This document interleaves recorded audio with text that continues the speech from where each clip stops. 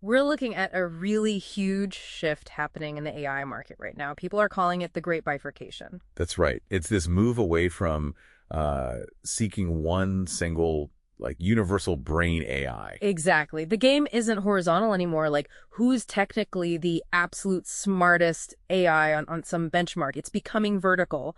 Who can actually dominate a specific, profitable job function. Mm-hmm. And the weirdest thing, the proof point for this whole shift might actually be GPT-5. Yeah. It was, on paper, the smartest AI ever built. Like, perfect score on the AME 2025 math test. Yeah, 100%. Yeah. And what was it, 94.6% on MMLU? Yeah. Just stellar scores. Stellar. But the market reaction, totally flat. Just, why? Well, it's the best example yet of what we're calling benchmark saturation. Yeah. GPT-5 was this technical marvel, sure, but the feedback from actual users was overwhelmingly underwhelmed. Mm-hmm. People complained it felt, cold, too cautious. The responses were sterile. So being just a tiny bit smarter doesn't matter as much anymore. Not as much as reliability, familiarity, just a good product experience. We've hit a point where, that marginal utility of being, say, 5% smarter on a test, it's lower than just having an AI that feels dependable and, usable. So raw intelligence and what the market actually values have sort of decoupled. Completely decoupled, Yeah. which leads us to the real winner last quarter. It wasn't the one topping all the charts. It was Google's Gemini 2.5 Pro. Exactly. They didn't try to win everywhere. They picked a vertical, and they just nailed it. What was the key? One killer feature. The 1 million token context window. That's the game changer. 1 million tokens. That's huge. What does that translate to in real terms? It means the model can basically hold, 8 full novels in its working memory at once, or maybe 50,000 lines of code simultaneously. Wow. So it's not just about having a big memory. It's about handling all the context for something really complex, like a massive legal case or an entire software project, without needing constant reminders or external lookups. Precisely. And that capability, overnight, made a lot of these complex retrieval augmented generation systems, RAG systems, almost obsolete for certain big tasks. Because RAG relies on pulling in external info, right? But if the AI can just hold the entire document, then you don't need the complex array setup. It just knows it. Mm-hmm. And that instantly carved out this uncontested market space for tasks involving huge amounts of information. Think legal, research, massive code bases. Okay, so Gemini nails the massive information processing vertical. How are the other big players carving out their lanes? What's Anthropic doing? Anthropic is going hard on enterprise automation. Their whole pitch is the AI employee. An AI employee. What does that actually mean? It means they're selling reliable, auditable workflows, basically disguised as AI agents. They're focused on control, predictability, AI that businesses can trust for, real work. Not just a smart chatbot, but something that performs a function reliably. Exactly. And they've built this whole skills framework around it. Think of it like an OS for these AI workers. And critically, look at their scale, that deal, for up to 1 million Google TPU chips.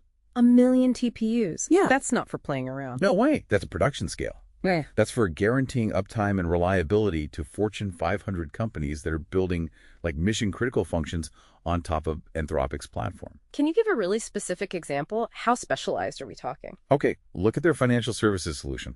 It's not just Claude. It comes with a dedicated Excel add-in. Yeah. It has pre-built skills for super complex finance tasks like building discounted cash flow models, DCFs, the bedrock of company valuation, or handling complex due diligence data automatically. So they're literally selling an AI financial analyst in a box. Pretty much. Targeted, reliable, auditable. That's their vertical. Okay, so Anthropic takes enterprise automation. Meanwhile, OpenAI seemed to make a big move in a totally different direction. The creative space. Yeah, that was fascinating. The Sora 2 API release. And look, the video quality is amazing. Everyone agrees on that. But the real story, the vertical play, is the pricing. What was the pricing again? 10 cents per second of generated standard video. $0.10 a second. 10 cents. Okay. Why is that so significant? Because it commoditizes high-end creative work. By putting a per-second price tag on it, OpenAI turns video generation into a predictable, measurable cloud cost, like compute or storage or... Or like Twilio for sending texts. Exactly. It's like Twilio for creativity. Yeah. Suddenly, Generating sophisticated video moves from being this kind of unpredictable R&D expense to just another line item in your marketing budget. Yeah. Utility scale creativity. Right. So the takeaway for you, the listener, seems pretty clear. The question isn't which AI is the best overall anymore. Huh? It's shifted to which AI is the best for my specific job. Is it Gemini for crunching massive data sets, Anthropic for automating business processes, or OpenAI for churning out creative content? Precisely. The market's clearly segmented now. But hang on. Now we have all these specialized AIs, right? Anthropic's AI employees, OpenAI's creative bots, Gemini's data crunchers. They need to work together. They absolutely need to talk to each other, and that's the next frontier. The quiet race that's happening underneath all this is the infrastructure race. Building the connections. We're seeing the very beginnings of the agent internet. An agent internet, like AIs talking to AIs. But wait, if they're all so specialized, finance bot talking to creative bot, doesn't that just create a whole new layer of complexity? Maybe even fragility? Oh, it creates enormous complexity. And that's exactly why the underlying protocols are becoming so critical. It's not enough to have smart agents. They need common languages. Like TCP/IP for the regular internet. Kind of, yeah. So Google introduced something called the Agent-to-Agent Protocol, or A2A. Think of it like the HTTP for ages, how different AIs, maybe from totally different companies, can securely exchange information and requests. Okay, so A2A is agent-to-agent communication. What else? And then Anthropic introduced the Model Context Protocol, MCP. That's more about standardizing how a single agent connects to and orchestrates its own internal tools and skills databases, APIs, specific knowledge modules. It's about internal coherence. So the Great Bifurcation wasn't really an endpoint. Not at all. It was just the starting gun for the next race. Building the plumbing, the communication standards, the infrastructure that lets all these specialized AIs actually collaborate and function as a coherent ecosystem. We're moving from building individual brains to building the network that connects them. Fascinating. That's definitely something to keep an eye on.